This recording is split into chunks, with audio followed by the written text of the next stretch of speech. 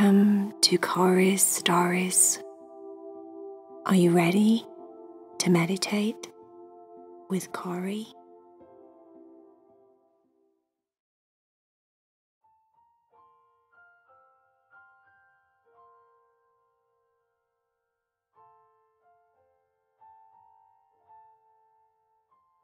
Are you ready to meditate with Cory? Lie down in your bed and get very, very comfortable. Make sure that everything is just right in your room so that you can relax your body and let go of your busy, busy day. Tucker and Leo had gone over to Heidi, Cherry and Vaya's house.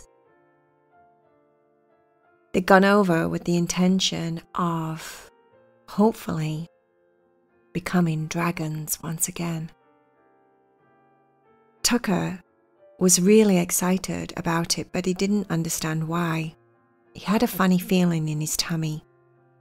I don't know, Leo. I don't know what it is, but I think we should do it. I think we should definitely go over and talk to Vaya and make sure that Vaya lets us be dragons today because I can feel it. I can feel it in my tummy. There's something going on, Leo. He'd been saying that all day on and off until it got to about tea time. And finally, Leo had said, "Come on then, let's go over. Let's go see what's happening." Vaya went into the kitchen. She opened the cupboard where they keep the sugar bowl. She reached inside, rummaged around with her paw, and found the white, opaque dragon scale. She grabbed a hold of it and walked into the living room where they were all sat. "Okay," she said. "Are we ready?"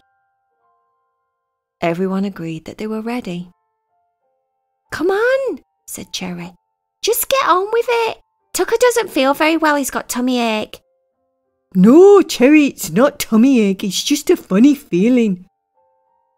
"Get on with it," said Cherry. Vaya rubbed a paw over the white dragon scale, back and forwards a couple of times. And then the next breath, they were all flying in the sky,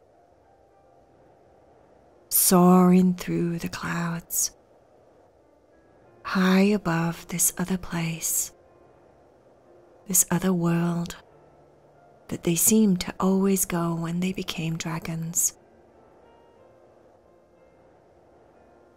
Intuitively, Tucker was in the lead. He was flying faster than everyone else, feeling that feeling in his stomach still. But now the feeling was more intense. It was stronger, like a calling inside of him. It didn't feel like a tummy ache. It didn't feel like nervous energy. It didn't feel like he was gonna vomit. It didn't feel like any of those things. It just felt like a pulling sensation or a pushing sensation, something that made him move. He needed to move. He was flying so fast. His black scales shimmering in the sunlight. Everyone just followed. No one asked questions. Tucker zoomed here, there, and everywhere, seemingly flying faster and faster and faster. He was so focused. Something was pulling his body. It was pulling it, but he didn't know where.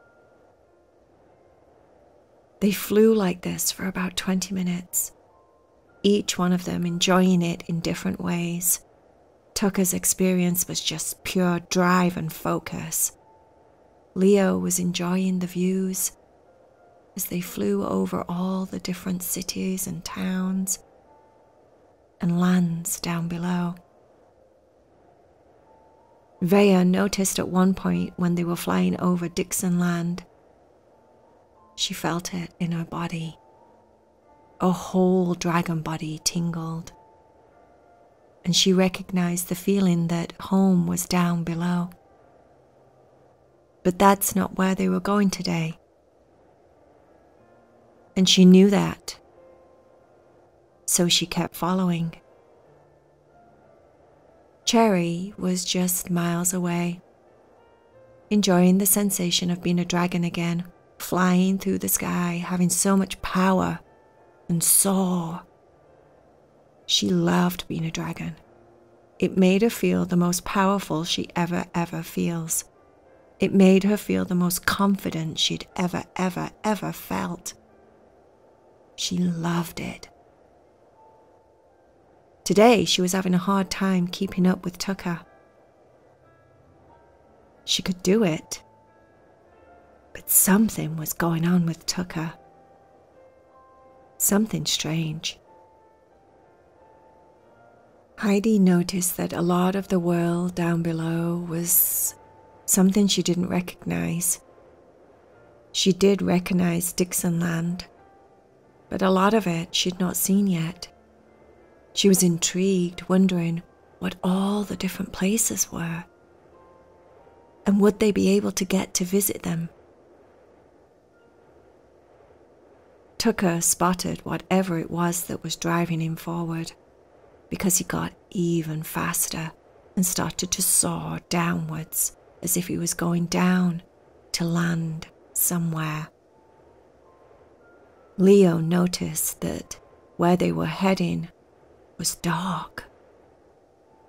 Everything below looked black and grey, different tones of greys and silvers, some of them lighter, most of them dark.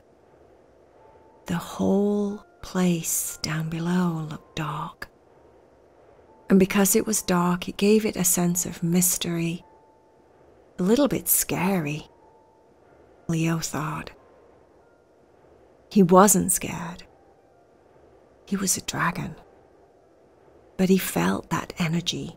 He felt a shift as they flew closer and closer to this dark city down below.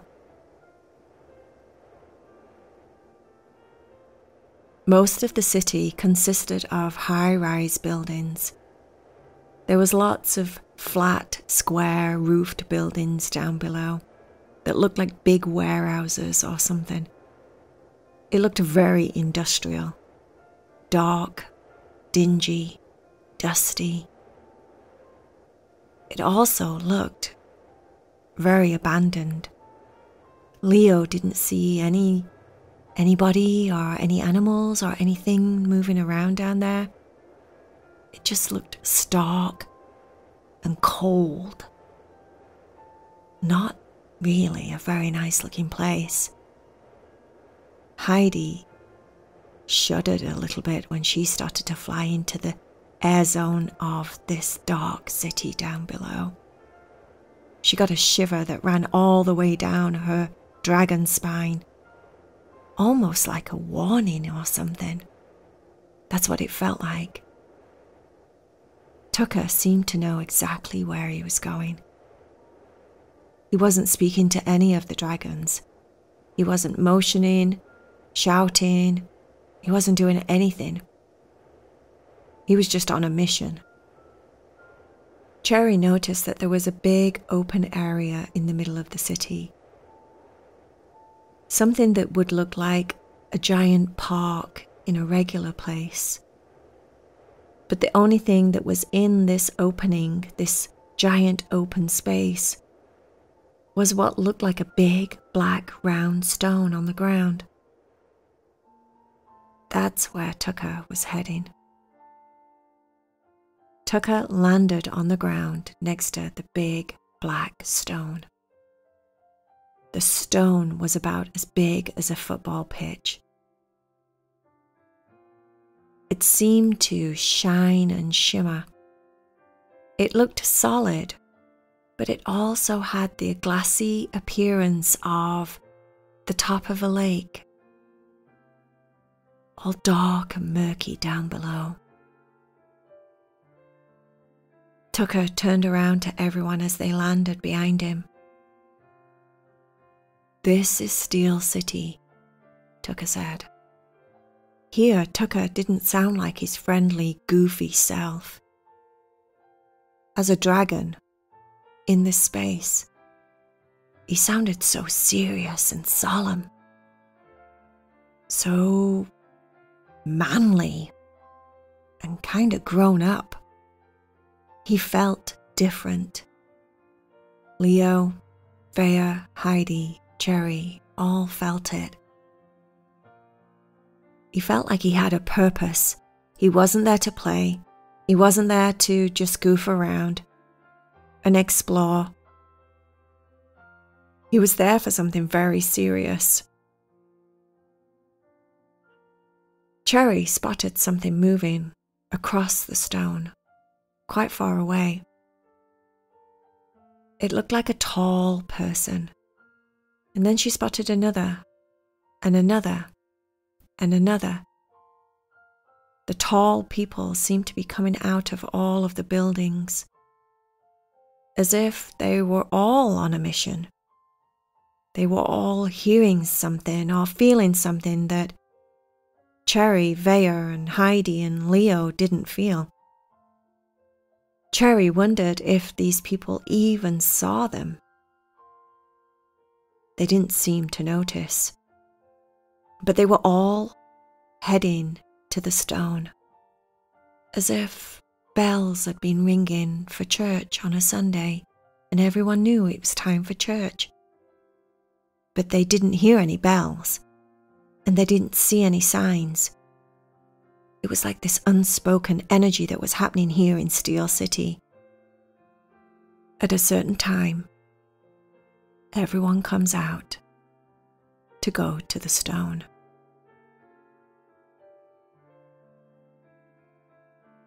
It wasn't too long before Cherry noticed these people coming up behind her and then passing her to get to the stone. The people were tall. They had black eyes, just like Tucker's. Their eyes were made of onyx, the crystal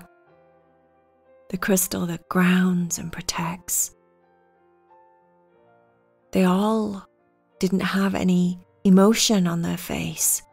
Their eyes seemed to take it all away. They were just black, like the night sky, and it looked like you were peering into holes that went on for miles and miles and miles. None of the people smiled or anything. It was like they were robots. Vaya didn't like it. She didn't like the place at all. It was so different from Dixonland. It felt different. Tucker seemed to go into a robotic state, just like the people. His presence was almost like watching a king in action. He started to strut to the middle of the stone. His big, giant dragon steps, moving with so much determination and power and force as he moved across the giant onyx stone. He stood in the center, and then he blew out and growled the biggest stream of fire out of his mouth. And the people came. More people came, and they all looked the same. They were all grey. They had grey flesh with black eyes and black hair, and they were all so very tall, at least 7 or 8 feet tall. They all wore grey clothing. The buildings were grey. The sky was grey. Everything looked like steel. Before long, there were hundreds and hundreds and hundreds of these people, all making a circle around Tucker in the center. Tucker, once again, blew out fire. And all of the people got down onto their knees and bowed. They bowed down and placed their heads on the stone, bowed down in front of Tucker. The stone seemed to wake up. It shimmered. The black emptiness of the stone was replaced by this rippling, moving energy underneath the surface. All of the people seemed to be waking up the stone, especially Tucker. Tucker motioned for Heidi and Cherry, Vaya and Leo to get onto the stone also. So they did.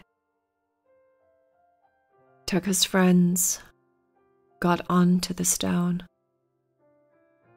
Instantly, they felt a charge shoot up the base of their dragon feet. It felt like electricity. It didn't hurt, but it was powerful. The strongest buzzing vibration feeling shot into their entire bodies. This must be what they're all feeling, thought Heidi. It felt like her whole body was being charged with energy. Grounded. That's it, she thought. This is a grounding stone. Everyone is feeling the grounding sensation from the stone. Everyone gets grounded here. And the grounding is what keeps them focused and stable. It's what keeps them energized and strong and healthy. Amazing, thought Heidi. This is amazing. After a few minutes, the people all got back onto their feet and started to disperse back into the city. Tucker stayed in the center. When everyone had got off the stone, except the dragons, his friends joined him in the center of the stone. Heidi said, "Was this a grounding?" Tucker smiled and said, "Yes, it happens every day at this time." Cherry said, "What is this place?" Tucker said, "This is Steel City. Everything that is in all of the different lands that's made of any kind of metal or precious gold or silver, any brass, copper, bronze, any metal, especially steel, is made here in Steel City. And it's forged by these people. They forge it into swords, armor, different types of weapons. They also forge it into jewelry, crowns, cuffs, forks, knives, spoons, plates, goblets. Anything that could be made from steel is made here. And it's used and divided through all of the 8 lands of the octagon. "Wow," said Cherry. "OMG." Tucker bowed his head as if to say, "Yes, exactly." Vaya said, I assume that this is your place, Tucker." Tucker said, "Yes. That's why I was feeling that feeling in my stomach all day. This place was calling to me. It's almost ceremonial, what happens here every day. And it's very important for the people of this land. They need it. They survive off the grounding energy. They're protected by it. Just like what my eyes do. They ground and protect. Oh, said Vaya, that's so special. Tucker nodded. We can leave now, said Tucker. My work is done here. And just like that, Tucker pushed off and flew up towards the sky. Once again, with all the power and drive he could possibly drum up, pushing him forward, but this time towards home. Cherry pushed off and flew up. So did Heidi, Vaya, and Leo. And they all flew once again behind Tucker in the sky. They zipped in and out of the clouds, around some of them, burst through the center of some of them, flying up closer to the sun, feeling the warmth on the dragon scales, allowing it to warm their cold blood. And then flying down lower and lower and lower and lower.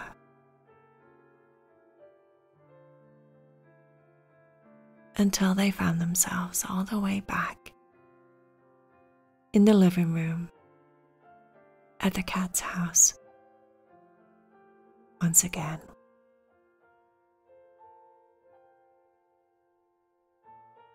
The end.